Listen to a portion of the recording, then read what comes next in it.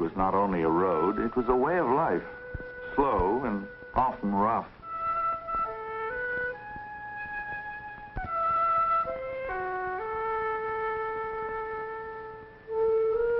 If you lived way out in the country, 15 or 20 miles away from the railroad station, you had to get up before dawn to catch the 9:30 train.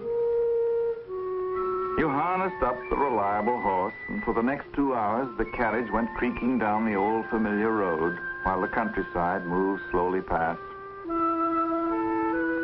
If you were leaving the farm for good to go to the city, you had mixed feelings on that long ride to the station. It's not easy to pull up roots and start a new kind of life. You saw the faces of old friends as you passed their house, waving goodbye, and you felt sad at leaving them. But you saw, too, how old and tired they looked, worn out by hard work, locked on the land. A woman looked 50 before she was 35 with all she had to do. In a way, you were glad you were leaving.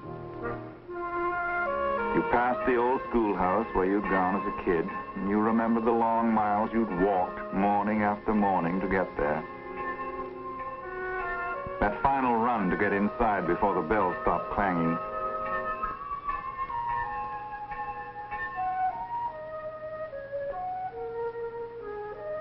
Or perhaps you passed the doctor's buggy drawn up in front of someone's house, and you'd remember the terrible night your mother lay upstairs in the bedroom, sick, and the long hours of waiting for the doctor to come. The roads were bad that night. When he finally arrived, there was nothing he could do anymore. After that, you never saw the doctor's buggy without wondering if he'd gotten there in time. You passed the church, too. But you knew you were not leaving God behind. He would be with you in the uncertain days that lay ahead. Still, there were good times to remember as well as bad, and by the time you reached the station, you wondered if you were making a mistake. Some people might call you a darn fool to leave a fine farm and go running off to the city where it was noisy and dirty and full of pickpockets and swindlers and women who painted their faces.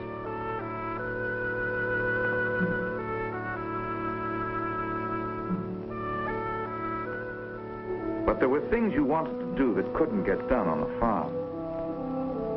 If you were interested in machinery, for instance, or wanted to tinker with engines that ran on gasoline, the country was no place for you. You had to go where other men were doing this kind of thing.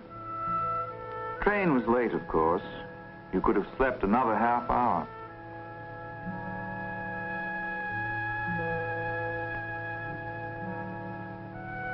You stood and looked down the empty tracks, waiting. Somewhere out there beyond the horizon lay the city where your destiny waited.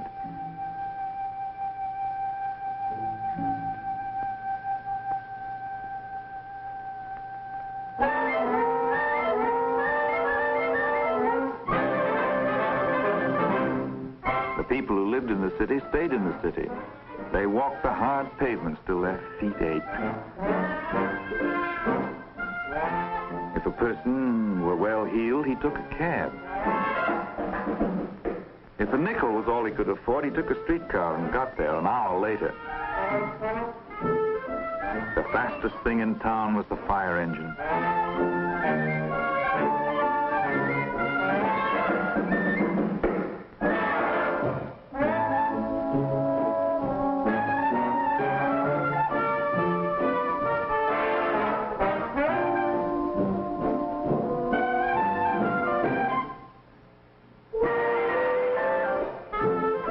In the good old summertime, the streets got hot as ovens.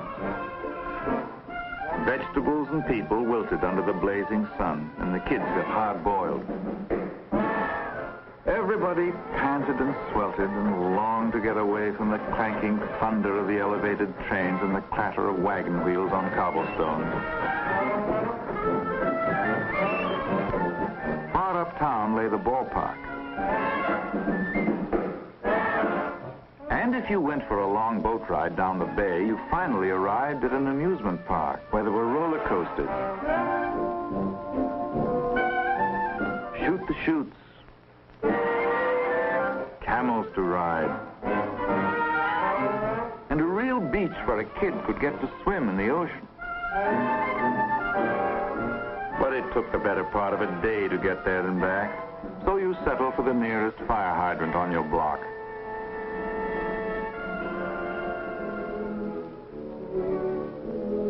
Bicycles were all the rage. On Sunday afternoons, you could pedal out past the city limits and see real trees and grass and hear a bird sing. That was fun. As long as your legs held out, you could go wherever you wanted, right up to the end of the road, that is. A few miles out of town, the paving ended, and from then on, bicycling was no pleasure.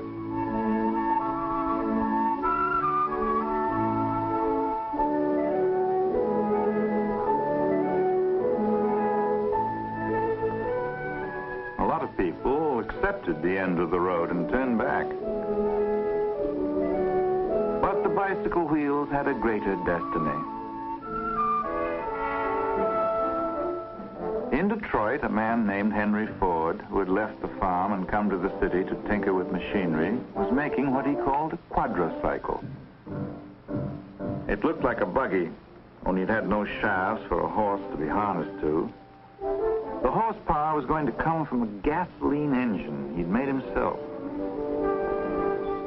He did everything himself, working nights and holding down a daytime job with the Detroit Illuminating Company.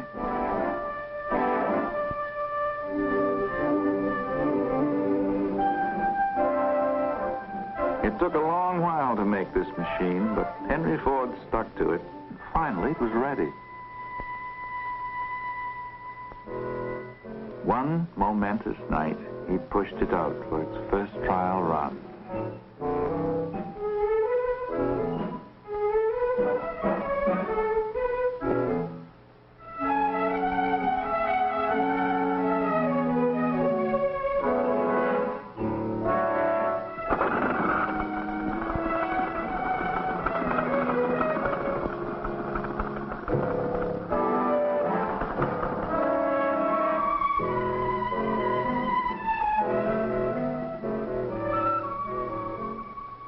Up and down the dark, empty streets ran the little quadricycle. Past the sleeping houses, ghost-like and unreal, flitted the shape of things to come. If anybody had waked up and looked out the window, he probably would have thought he was still dreaming. That night, history was made. The street was never the same again.